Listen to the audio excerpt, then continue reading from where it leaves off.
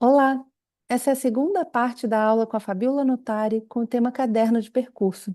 Se você perdeu essa primeira parte, não deixe de dar uma olhada aqui no link embaixo na descrição, que é possível retornar, tá bom? Esse site foi muito legal achar, né? Em geral, antes da pandemia, as bibliotecas e os espaços culturais, tipo MoMA, Guggenheim e outros, começaram a digitalizar os trabalhos, principalmente os trabalhos sobre papel, aquarela, gravura, desenho, e também os livros de artista, cadernos de percurso. E no caso dessa coleção, dessa biblioteca, eles fizeram isso. Só que, cara, é um negócio muito legal. Eu vou mostrar da melhor forma. Você consegue fazer zoom, ele não é um vídeo, né? Ele é aqui, ó. Eu consigo aproximar até sentir o cheiro da mancha, tá vendo? Aí depois eu, gente, aí voltei, aí eu venho para o lado. Aí ele vai abrindo a página. Aí eu consigo, ó, aproximar para ver a textura do grafite. Gente, é uma qualidade fenomenal. Aqui a folha de rosto, feita com marmorização. Aqui os desenhos. Né? Então, a gente percebe, junto com o esboço, algumas... Opa! O dedo aqui da pessoa. Alguns esboços de palavras. A cor que ele vai usar, né? É muito legal. Tá vendo? Aqui todas, aqui só muito desenho. Então dá para vocês se perderem. Parece até, tipo, nossa, ele fica fazendo o mesmo desenho várias vezes, mas ele vai fazendo anotações do tipo, que cor eu vou usar, como é que eu vou começar essa etapa. Então é um caderno que está em função da pintura. Em nenhum momento o William Turner ia vender isso numa feira de publicação independente, porque o negócio dele não era o caderno, era a pintura. Aqui ele já começa a fazer alguns esboços com a questão da cor, né, experimentação de pincelada, ora mancha a folha, ora não mancha. E aí o pessoal foi fotografando página a página para a gente poder acessar esse caderno. Porque tem isso também. Vocês podem chegar, às vezes, numa galeria, no museu, e falar, eu quero ver, eu estudei, eu sei que aqui, nessa universidade, na Yale Center for British Art, tem um livro de processo do William Turner e eu quero acessar. Os caras vão olhar para a tua cara e falar assim, cadê a carta da universidade? Justifique a pesquisa. Porque é isso, né? É um volume que, mesmo que esteja na biblioteca, é um objeto artístico. Então, tem todo um salamaleico para se ver e acessar. E até ele entrar numa exposição é isso, né? Vai ficar lá. Então, eu gosto muito dessa proposta de digitalização, que a gente pode ver e estudar e com uma qualidade gigantesca. Então, muitos espaços culturais e de ensino estão fazendo isso. Então, vocês estão vendo que tem página que ele fica só na questão da pincelada, né? Vendo teste de cor e tal, e assim vai. Porque é essa a proposta desse caderninho. Maravilha. Então, William Turner na cabeça e no coração. Em geral, gente, as aulas que eu dou, eu só coloco coisa que eu gosto muito. Às vezes eu tenho que colocar algumas que eu não gosto. Aí eu até comento, respeito a produção, mas em geral eu tento achar um similar, né? Ah, você vai falar, nossa, você fica segregando. Eu falei, não é, não é. É que tem horas que a gente também tem que trazer à tona artistas que não estão tanto no know-how. Como, por exemplo, a Helena. Essa Helena deve ter uns 20 anos, gente. Porque o Instagram e essas redes sociais são muito legais. Literalmente torna-se, né, o diário público dos artistas. Claro que tem lá os atores, as atrizes, aquela putaria toda, bunda para lá, silicone para cá, harmonização facial X.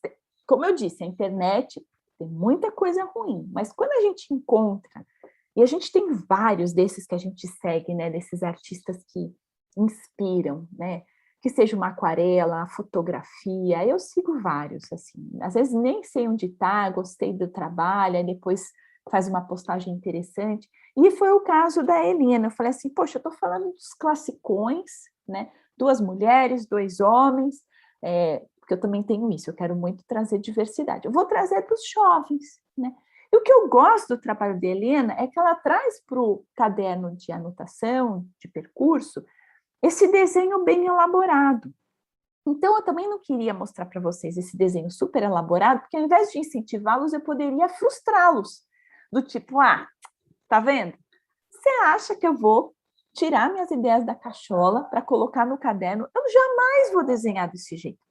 Esse é o estilo da Helena, tá? Que se aproxima muito, provavelmente por inspiração, dos cadernos do Leonardo da Vinci.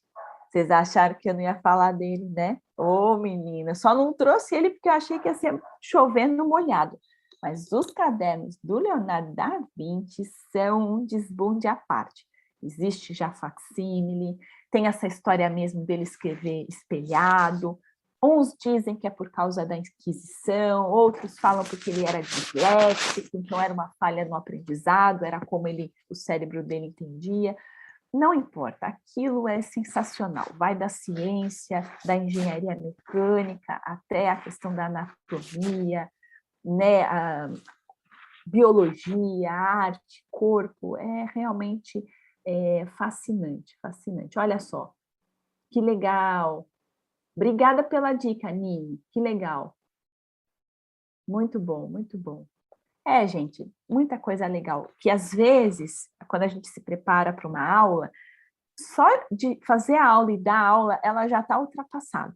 Porque é isso, a gente antes tinha que ir ao museu, à galeria, para ter acesso aos artistas. Hoje a gente tem de uma forma muito mais fácil pelas redes sociais e pela internet. De novo, não estou dizendo que tudo que está na rede é peixe, né? Pode ser umas garrafas PET também. Então, temos aqui a Helena, que é da Rússia. Aí eu trouxe mais uma pessoinha. Assim, a Paulina Ho, essa também é uma pessoa muito legal, ela é dos Estados Unidos, e o que eu gostei da forma como ela faz esses cadernos, ela usa aqueles canetões bem de ilustração, ela é ilustradora de profissão, e ela mostra que o fazer do caderno de percurso, de anotação, esse diário, é em qualquer lugar. Na mesa do café, né, de um coworking, ou numa viagem, né? Então, eu faço essa leitura das 2 postagens que ela fez, mas é legal a gente perceber que esse caderno, ele se torna quase que como um acessório indispensável, que quando você esquece de levar, parece que você esqueceu o celular, que você esqueceu de pôr as meias, aquela sensação de vazio. Para o pessoal que já está acostumado com o sketchbook, com o caderno de anotação, estou fazendo os vários nomes para vocês entenderem que é tudo a mesma coisa. Sente falta. Para quem nunca começou, nem sabe do que se trata, mas quando começar, já te aviso, vai ser caderninho das viagens, que depois pode virar um álbum, virar um outro trabalho, os caderninhos que você separa só para os processos na hora de ir para o ateliê, como, por exemplo, as cores, as misturas, o tempo do ácido na gravura, quantas sobreposições você faz numa edição digital da foto, e assim por diante, né? Então, é muito bacana. Vale comentar também outro, vamos chamar assim, artista, escritor, que tinha também um caderno de anotações em suas viagens, que é o Goethe, tá? O Goethe tem várias pesquisas, além dele ser um puto escritor das peças e tudo mais, ele tinha uma pesquisa muito especial com cores, então vale muito o acesso de vocês à teoria de cores do Goethe, e também aos estudos dos vegetais, das plantas. Coisa mais linda que o Coccia, que é um filósofo italiano, traz na pesquisa dele. Porque o Goethe também tinha um apreço pela antroposofia, tá? Então a gente começa a perceber que há uma relação diferente com a natureza e tudo que ela nos oferece, e obviamente a luz, a cor e as experiências sensoriais com tudo isso. Né?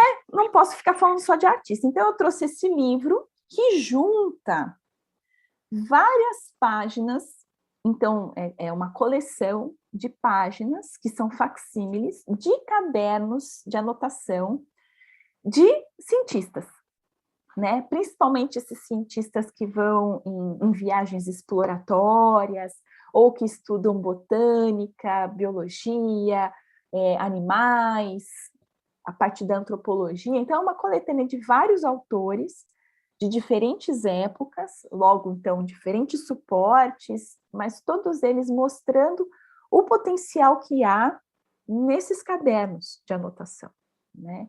Então, é muito bonito poder acessar esse lugar que é seminal, que é a primeira transição entre a ideia e a matéria. Né? Tirei daqui e escrevi, então eu não pensei muito, eu fiz a primeira anotação, e claro que tem uns que você vê que tem um trabalho do tempo, né? Como a gente viu a russa, a Helena, e como também alguns trabalhos desse facsímile. Muito legal também, então trouxe para a gente abrir a cabeça. Coincidência ou não, eu acredito muito em sincronicidade, eu acredito muito que as coisas não são à toa. Tudo bem que poderia ser o Éder Ribeiro dando essa aula, mas ele ia dar uma outra aula, com certeza, como qualquer outro professor também daria, que em São Paulo inaugurou recentemente, acho que faz o quê? 15 dias, ou nem isso, essa exposição chamada Cadernos de Artista, que eu achei sensacional. E quando a Raquel me convidou para a aula, não tinha como eu não citar essa exposição. São 23 artistas, com curadoria do Éder Ribeiro. O Éder Ribeiro é uma pessoa também muito querida, que estuda fotolivros e também fotografia vernacular. Ele tem um curso na Casa Contemporânea, que também é um lugar que eu gosto muito, estou sempre por lá, ofereço cursos lá, grupo de estudos, e ele, então, propõe que esses 23 artistas cedam para essa galeria, para essa exposição, alguns dos seus cadernos de percurso. E cada um, obviamente, trabalha o caderno de uma forma. Tem uns que constroem um caderno, tem outros que compram, usam colagem, usam grafite, e assim sucessivamente. Então, fica aí a dica para quem estiver em São Paulo ou puder ir a São Paulo, mas para quem não pode, mundo virtual é um negócio, né? E quando a gente faz com capricho, fica bonito. Ai, gente, eu gosto de aula interativa. Acho que se eu tivesse que dar aula na Idade Média, eu ia levar todo mundo para o chiqueiro, para ter uma experiência sensorial. Que é isso aqui. Deixa eu só fechar o da Frida. Aqui, ó. É o site, tá? Vou colocar aqui no chat para vocês. Pronto. Aqui estão os artistas. E aí a gente vai tendo acesso às coisas que estariam no espaço físico da galeria. A gente está aqui no espaço virtual. Então, a gente tem o texto do Éder, né? Aqui ele diz uma frase interessante. Embora os cadernos de artista possam assumir diferentes formas, existem alguns elementos que são comuns a todos, a esses que estão expondo. Eles se relacionam de maneira evidente ao ato de leitura, sendo assim uma experiência física e sensorial, que, embora tenha implicações culturais coletivas, é essencialmente individual e íntima, né? Então, olha só, muito bacana. Mas vamos ver os negócios, né, gente? Eu quero ver o trabalho. Então, aqui a gente tem o trabalho do André. Opa, a pessoa ficou ansiosa, apertou muito. Aqui, ó, pronto. Então, olha que legal. Sobre o vídeo, a gente pode questionar muitas coisas, mas o que eu achei muito legal é isso, né? Mesmo que eu não esteja lá para manusear e, enfim, ter essa experiência sensorial, eu estou aqui, espectador desse vídeo, tem uma mão preta com uma luva, né, manipulando, está meio apressado, mas eu entendo, né, o livro tem 200 páginas e o vídeo tem que ter 2 minutos, brincadeira, mas é isso, então ele vai mostrando para a gente um pouco desse caderno. Então, a gente percebe que esse é um caderno que está explorando uma mesma temática. Ele não está diversificando os assuntos como, por exemplo, a Frida ou o Picasso. Aqui ele está meio como o William Turner, sabe? Tipo, ao invés dele ficar na pincelada, ele fica na colagem dessas fotos, no trabalhar desses fragmentos de papéis, e assim sucessivamente. Vale comentar também, né, que esses cadernos, no caso esse é de espiral, ele consegue abrir 360 graus. Então, quando vocês forem montar ou ter o caderno de vocês, pensem num tamanho e numa forma de costura, de amarração, que seja confortável para o que vocês querem fazer. Porque muitas vezes vocês podem fazer tudo em página solta e depois juntar. A questão é lembrar de onde guardou as páginas para juntar, né? Ou a preguiça de juntar, porque você já está com tanta ideia na cabeça que você não vai querer parar e fazer a edição desse papel. Então, todos os 23 trabalhos, generosamente, estão aqui, né? Vou mostrar só mais um. Eles não têm som, tá, pessoal? Eu pus aqui o som, mas não tem.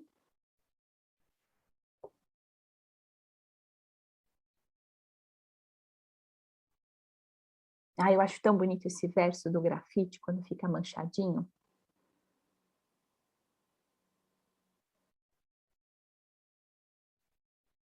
Então, é bacana para a gente poder explorar cada um desses universos. E ver que é muito possível da gente criar o nosso, né? Que é melhor ainda.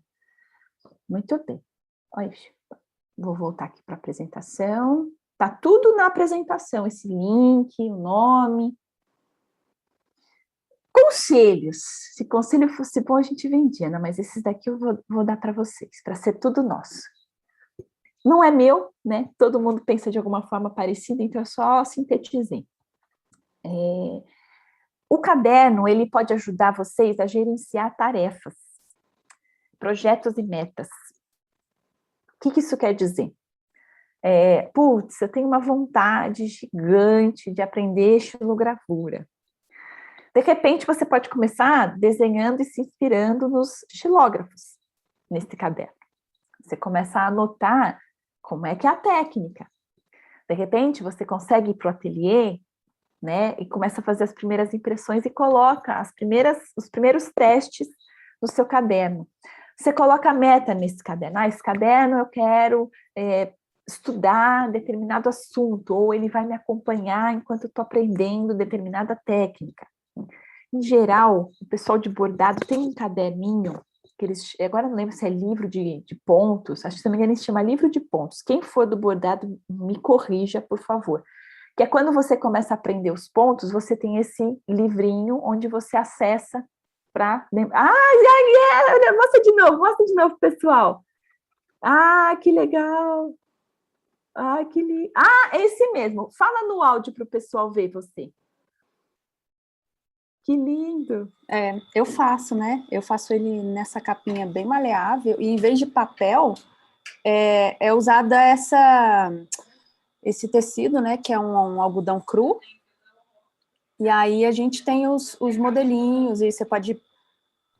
tem vários tipos de ponto que você vai aprendendo, para você não esquecer mesmo, né? Lindo.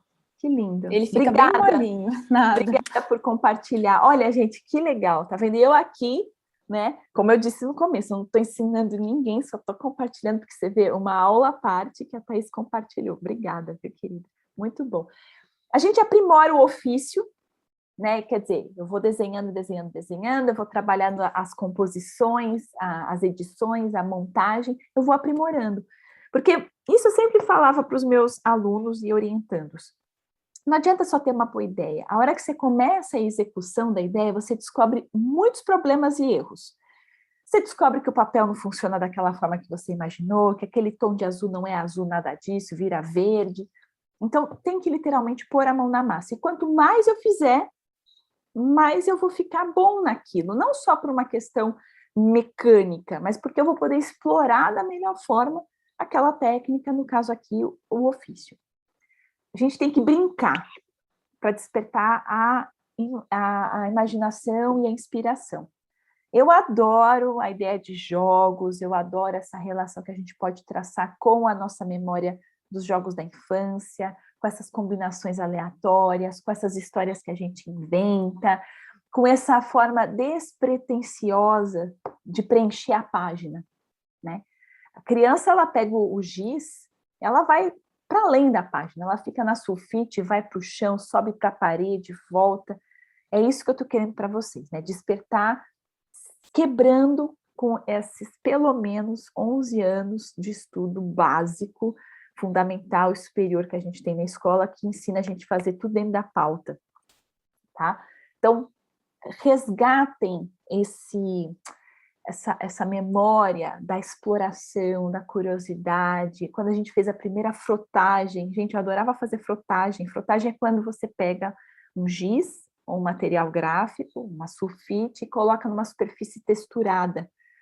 Então, eu colocava a minha sulfite nas tomadas, porque aquilo para mim era porquinho, e eu adorava ficar fazendo porquinhos. Enfim, deixa fluir. Hoje é uma bobagem, amanhã pode virar uma puta instalação artística, ganhar prêmio, Rumos, Itaú e assim por diante. A pessoa voa, né? Mas enfim.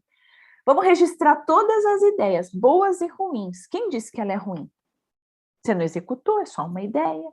A gente se autocensura e sabota antes do negócio acontecer. Anota. Ai, mas nada a ver, eu estou imaginando um negócio com garrafa e tal. Anota. De repente, naquele momento é totalmente sem sentido, mas daqui 2 anos surge um convite de uma exposição para usar garrafas. Aí você fala, menina, eu tenho ideia. Aquela época é ruim, agora pode ser boa. Isso quer dizer, a gente tem que revisitar as nossas ideias. Voltando para o início da nossa conversa aqui na aula inaugural, é um movimento cíclico, é como se a Fabíola daquele momento conseguisse se conectar com a Fabíola de agora e assim sucessivamente. Muitos artistas falam isso, tem um vídeo do Tunga que ele fala exatamente isso, que quando ele está fazendo um trabalho artístico, ele consegue juntar uma ideia que ele teve há 30 segundos atrás, uma coisa muito da hora, com um trabalho ou um pensamento de 20 anos atrás. Não tem antes e depois, tem esse presente. Por isso que é muito legal a gente revisitar e, se possível, concretizar aquelas tarefas que um dia eu listei. Sei lá, vontade de fazer cerâmica. Eu tenho um caderninho que eu fiz cerâmica quando eu tinha 15 anos, num ateliê na Vila Mariana, que é o Mokichi Okada. E eu tinha 14, 15 anos lá, um monte de artista, arquiteto, aquela coisa maravilhosa, a gente fazendo umas peças doidas, eu aprendendo a fazer vasinho, porque era o que eu queria naquele momento. E eu pirei no negócio e comecei a fazer os designs das peças que eu queria um dia executar. Aí outro dia eu achei os desenhos, eu falei, nossa, quem sabe agora, né? Por quê? Porque agora eu consigo pagar a aula de cerâmica, sei mexer em cerâmica, então eu posso fazer a peça em casa e levar para uma queima de forno, porque eu aprendi na faculdade, também aprendi lá na aula quando eu tinha 15 anos. Enfim, né? Revisite. É importante a gente também sempre acompanhar e organizar cada projeto.